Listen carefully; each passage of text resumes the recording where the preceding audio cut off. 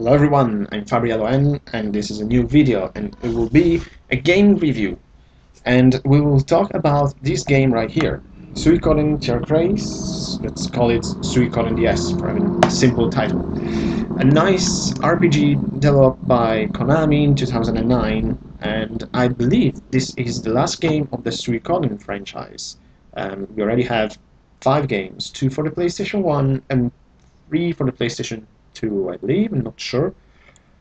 And I'm not sure if there are other games on other systems on the Suikoden franchise, but I don't really think so.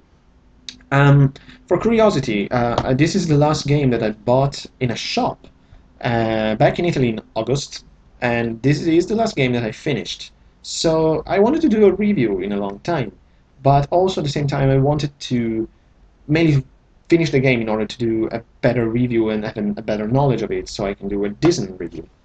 And now that I've finished it and found almost all the characters, I can make the review. This is a classic JRPG. It's a very JRPG.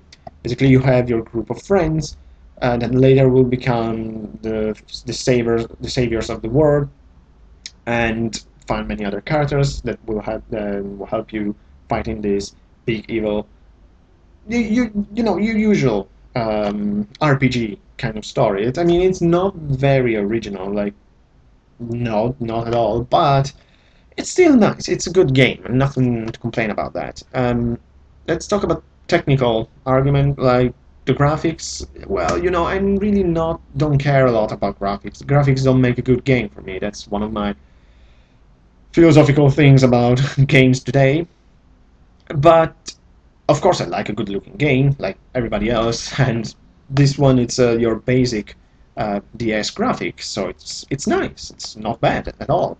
And the best part is this one has really good anime-style cutscenes, really well done. And since I really like that kind of stuff, anime movies, it was a really nice add-on to the game. Really enjoy that. And especially this game has really, really good music. I really like the soundtrack of Suikoden DS, especially some part of the game, like Sinus, the Tower of the Way, the Statue of the One King, Austrasia, the Mage Dome. The Mage Dome was really nice, especially because it was different, because it has like Middle Eastern and Arabic type of music. It was really, really well done. It's one of the best features of the game. It's music. It's really well done. And I will before getting into the game, like the story and others, I would like to say that before this, I never played a Suikoden game before. I knew about them back then, like I knew that for the PlayStation and PlayStation 2 there were games called Suikoden, but I don't know why I never actually tried them. I really don't know why, because I would have loved them back then, since I like this game very much. So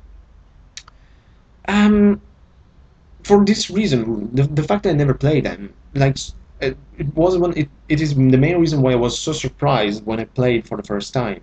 I mean, I wasn't familiar with some of the main characteristics of a Suikoden game, like the massive number of characters, especially, and the concept of the infinity.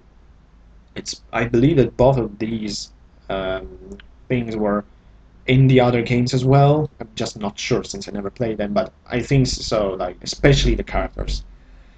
And for this reason, since I finished this and really like this game, I would like to try other Suikoden games, especially the PlayStation 1 games, like Suikoden 1 and 2. I heard so many good things about, especially Suikoden 2, from reliable sources, or watching videos about it, or reading articles about it. But there is a small problem. They are really expensive. I mean, I looked recently on Amazon. I didn't check eBay, but I believe it will be still expensive. And Suikoden 2, it's more than £120. I mean, that's really expensive for a PlayStation game. Suikoden 1 is not less expensive, it's more than £80. These are some of the most expensive games I ever saw on the internet, like almost as expensive, but not as, but they're the second most expensive after Earthbound, I believe. They're really, really crazy expensive, and I don't have that kind of money to spend it now on a game That's just too much for now. We'll see in the future, because I would really like to try at least Suikoden 2. Maybe both then. We'll see. For now, probably not, but who knows in the future. I have to say that the most cheap games you find on the internet are probably the Xbox game. Not the 360, the Xbox One, let's call it like that. I remember, for example, like this summer, I bought a game called The Evil Dead Fistful of Boomstick. Like, just for say, I love the Evil Dead franchise, especially the movies. Um, they're really funny, really good, and I love Bruce Campbell, of course.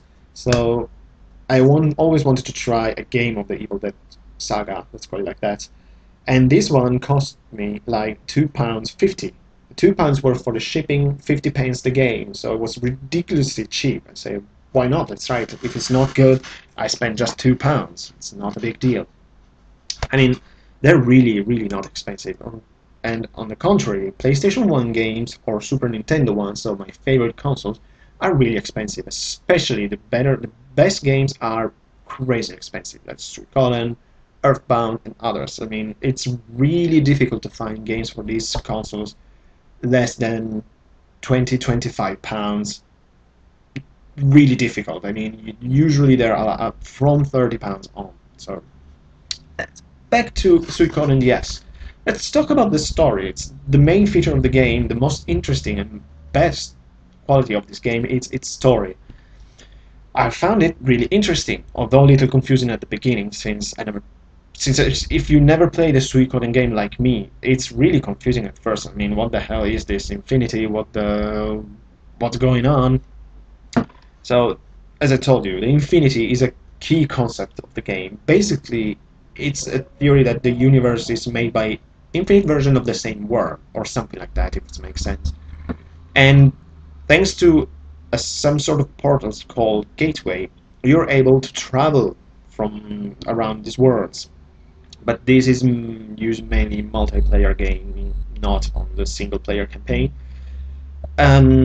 During the game, single player, you can use gateways to travel around your own world from gateway to gateway. Since they're spread around the world, it's mainly like a sort of teleportation in order to travel quickly.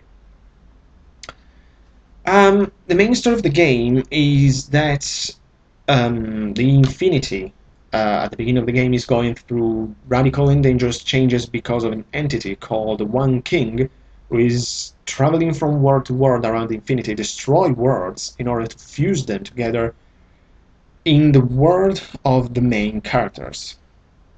And in this world, there is a cult that is worshipping him, that is called the Order of the True Way, and they're imposing. This cult is imposing its ideas through force, conquering other nations and force them to embrace their fate.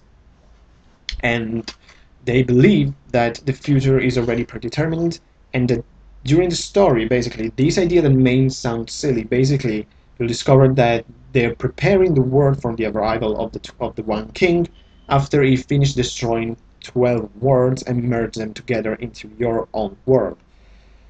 And those who will decided to embrace the teaching of the Order will be accepted in this ideal world ruled by the One King after his arrival. And basically, your main characters have to avoid this and later fight the One King. And at the beginning of the game, your party, made by the hero and your childhood friends, will find a book that will give you special powers, and later these books are known as Chronicles, and your powers as Power of the Stars.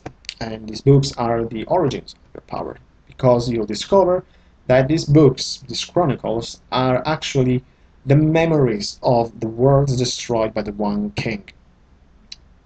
So, as you can say, I don't know if you followed me so far, but I know it's a little complicated explaining like this, and also try to simplify the plot a lot. So, but trust me, the story is really good. It's the best part of the game. It all makes sense while you're playing the game, and I have to say I really got into it while I was playing. I want to know more. I remember I say, okay, I got this, but what I have to do next, what is this, and then you explain it. The story is really well done. I mean, it's really addicting after a while. You really want to play and discover more. So I have to say, the story of Suikoden DS, it's really, really good. Let's move on to the most important part of the game, that is the characters. And I believe this is a common feature in all Suikoden games, and it's the number of the characters. During the game, your party can be formed by 108 playable characters, including your main party. This was really shocking for me at first, since I'd never played a game with so many characters. I thought that this is insane. It's too much. 108 characters are too much. Really a lot. I'm used to RPGs with less than 10 playable characters, like Grandia, Final Fantasy IV, Legend of Dragoon, the Breath of Fire games. They all have less or at least 10 playable characters. Final Fantasy III, 6, more characters than usual, like 16, if I remember well, in a while. But Suikoden has 108. That's way too much. It's a cool thing at first. I mean, you're thinking, wow, so many characters. But at the same time, as we will see later, is also a big problem for the game, and so many characters. And I will talk about this when I will talk about the complaints they have about the game. So, you encounter this massive number of characters, and they will join you. Since you're at the beginning of the game, you're gonna create a company in order to fight the Order of the True Way and later the One King. And let's at least mention the hero. He's your usually RPG hero. He's an orphan, he doesn't know about his origin, was adopted by this small normal village, and later he will become the hero, the leader of the company, and save the world. The usual. Nothing too special, nothing too original. And soon after, he and his childhood friends, they are also important characters for the game, will discover this chronicle, the book I was talking about, and that will give him and them too special powers. I mean, since after he received these powers, he then later decided to fight against the Order of the Way because you in particular, but then also your friends really don't approve their beliefs, their ways. I mean, the main problem I have with the hero of this game is he's really annoying.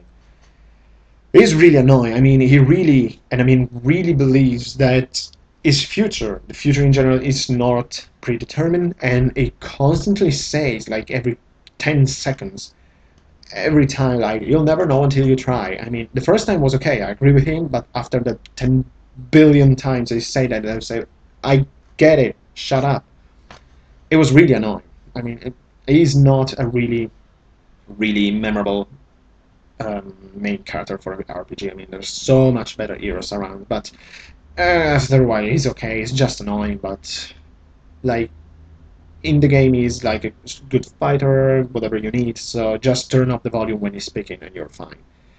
Also, some of the secondary characters are quite important, and some of them are quite well done, I have to say. Especially, there is Crowdakil, she's my favorite character. Her sister Fredegund, Assad, Sofia, and Nova, Deidre. So some of them, as I told you, are really well done, are really interesting. Funny stuff about Crowdakil. At first, the first time I played and saw her, I believed that she was actually a guy. And also because, especially after when you're reading manga or so anime, sometimes Japanese put these weird characters like men, but they're really beautiful and dressed like women or act like women, something like that. So at the beginning, I thought that she was actually a man. But after a while in the game, other characters like talking to her and saying like Princess Crowdakil, she, her, something like that. Another confusing thing was the voice of Crowdakil, like her voice acting. It's not very feminine. I thought it was very masculine. Like, so at the beginning, after I discovered that she was actually a she, not a guy, I thought, okay, he is a she. Hmm, didn't notice that. So it was pretty funny at first, but then, especially watching again cutscenes and something like that, and listening to the voice more carefully and say, okay, probably she's a she, and then afterwards, okay, oh, whatever, Chronicle is a she, whatever. So it's interesting. Some of the characters are really interesting, but, and now we're moving to the complaints that I have about Suikoden DS. There is not enough character development. It's an obvious um, problem with a game like this. If you have so many characters, more than 100, it's obvious that you cannot develop them enough. Even the main characters, the hero and the childhood friends, so your main four characters, the protagonists of your story, I I thought they were not developed enough. I mean, you at the end of the game you know nothing. You still don't know nothing about yourself. There isn't. No, I believe that there isn't an evolution, for example, for the main character. Like it just became this hero, but nothing else. I mean, it's not enough. And many other characters are barely touched. Like I don't even remember the names of most of them. Like at least like 90, 95 characters. I don't remember the name. They have such a little impact on me and on the game, on the story. Like if you have them or not, it really doesn't matter. Basically, during the story, you have some characters, especially the, as I call them, the main secondary ones, and you have to meet them to progress with the story. And then, like Rodakil, Assad, the one I already um, named, the one that I remember because they are important for the story, they're a little well done. Some of them has a little character development, like Rodakil and all the arc with her sister Fredegan, for example. But it's still not enough since the game is quite big, so you will expect something more. But unfortunately, there isn't. And the characters has another really problem and another big complaints that I have on the game. The characters, and their special move in particular, are really repetitive after a while. I mean, again, it's obvious.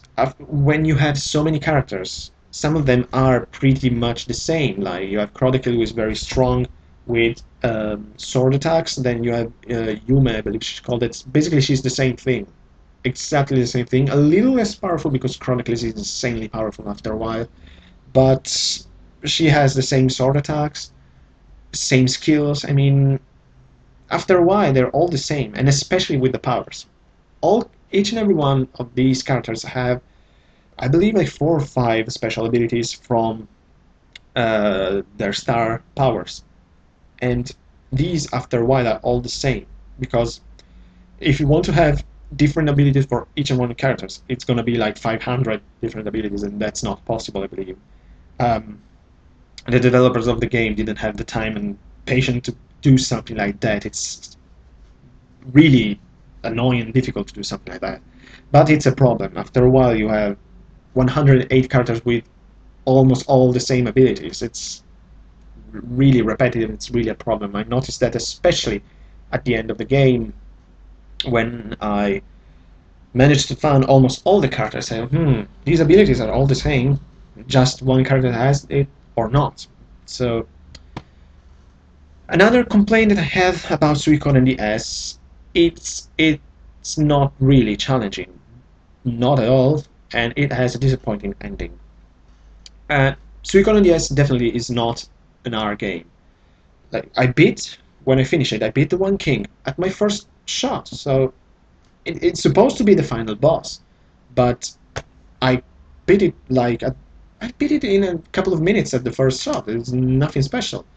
I remember games like sorry, um, let me think other RPGs. Legend of Dragoon, for example. It took me a while and many attempts before I beat the final boss. It was really difficult. Or Final Fantasy VII, just the same. I thought when I played and I managed to finish it, I thought that the final battle was really hard. It took me a while before I beat the last form of Sephiroth or whatever it was. Or for example, Breath of Fire 2. I love this game, but I haven't finished it yet because I still can't beat the second last boss. It is insanely strong. It keeps like destroying my party. Or you can also have the option to fight just with Ryu, and you're fighting this big, huge snake by yourself. It's really hard. But on the other hand, the final boss in Suikoden DS, the battle with the One King, I think it's one of the easiest final battle that I had in recent RPGs that I tried. Like I remember that his attacks are not that strong. I mean, it's the last boss, but nothing too special, nothing insanely powerful. While on the other hand, at this point of the game, you are really strong, and you have and your special moves are really strong, and especially, for example, as I told you, Chrodekild, you're so powerful that you can manage to do really strong damage, like in order of 7,000 points, something like that, to the final boss. It's I mean that's way too easy. Or you have really useful healing spells that heal like 5,000 points to all your party per turn. I mean, that's really helpful, but it's a bit too easy for the final battle. I mean, no surprise that I beat the One King at the first try. I mean, with attacks like that and healing spells like that, it's obvious that you finish it pretty easily. And the ending was pretty disappointing too. I mean, I was glad when I finished the game, of course. It was really satisfactory. Like, yes, I beat it Suikoden. I destroyed One King. And then the ending, basically, just a little spoiler alert, but in the ending, basically you'll see what all the other characters of the company are doing after the battle, and that's it. So it's nothing special. It's not even like a cutscene or whatever. It's just like a list of all these characters and what they're doing in a few lines. It was pretty disappointing after all the time I spent finding the characters. And that leads to another complaint that I have about this game. It has almost nothing about replay value. I beat this game after 40 hours or something, and it may seem a lot, but the problem is that I spent at least 25 hours looking around for other characters, not following the main story. Uh, for I believe that just following the story, ignoring all the side quests, all the secret characters, it would take probably something like 18, 20 hours, something more, but definitely not more than 25 hours. So it's not incredibly long. I mean, it's okay as length, but if you're going to look for its secrets, like other characters, side quests, everything, it's gonna take a while. At least more than half the game I spent it on these side quests. I recruited at the end of the game 105 out of 108 characters, and that's a lot. So I was really glad when I finished the game with all these characters, and many of them I never even tried them. So I just wanted to find as many as possible. But when I finished it, I thought like, well, that was nice game, but I'm not gonna play this for a while now. Basically, if you're spending half of your time traveling around the world looking for characters in a specific place at a specific time and other stuff like that, at the end, it's not gonna be too much fun. I mean, that's a big problem. I mean, I'm definitely not gonna play this game again in a really long time. Like, I don't want to play again and do all the troubles of looking around for just three characters that probably doesn't mean they don't mean nothing to me, since I found all the good ones, all the strongest. So it will probably be some support characters or something like that. It's not worth it to play a game and spend other almost 30 hours just of looking around. Definitely not. The last complaint that I have is the voice acting in this game. Actually, this is a minor complaint. It's not a big deal because the voice is not too bad actually, but some of them are really bad, and especially the hero is really annoying.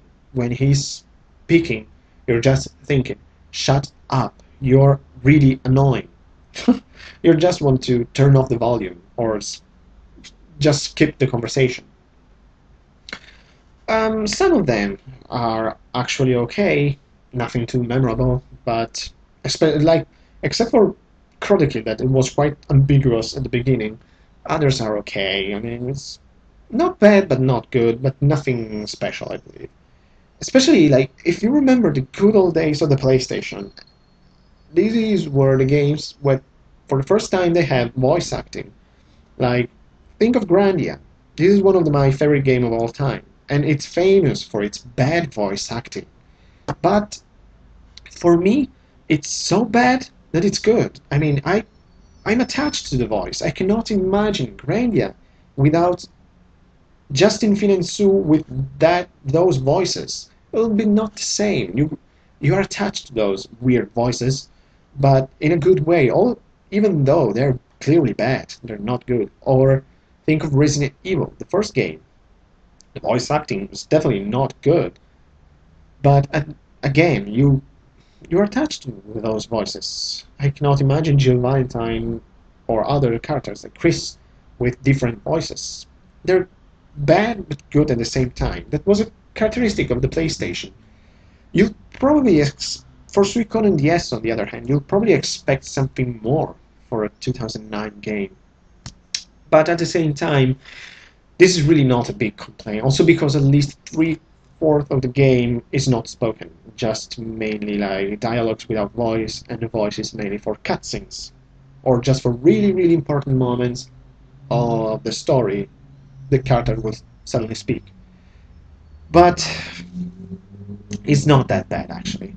So, just to conclude this review, although I've been talking a lot about complaints, this is actually a good game. Don't get me wrong. I really enjoy playing Suikoden DS.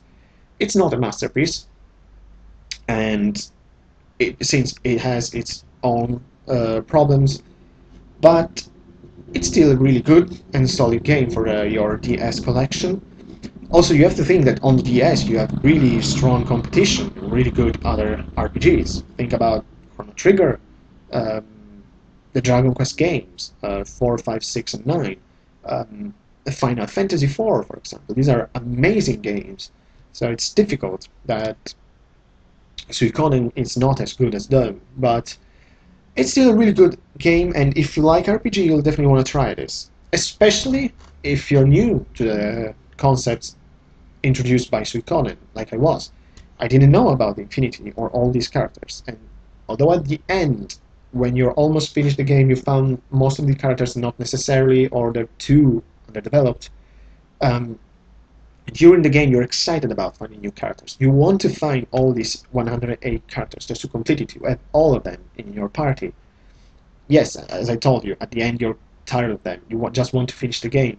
But the main thing about Suikoden, I think, especially because I never played a Suikoden game before, it's because it's different from your usual RPG, especially for the story. Because technically speaking, it's not that original for some aspects, but its story, it's very different from your, I don't know, Dragon Quest games, for example, or Final Fantasy. And it's really good, it's really interesting, and you want to know more while you're playing. So,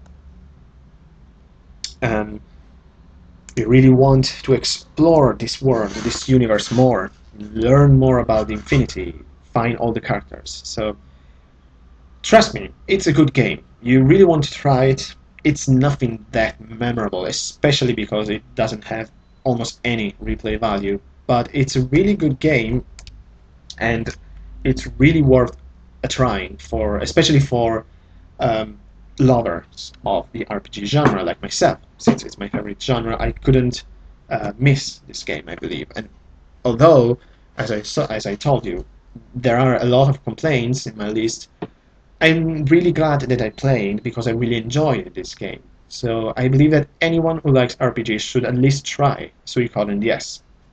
And that's it for this review. I hope to see you soon, guys, and Thanks for watching this video and take care.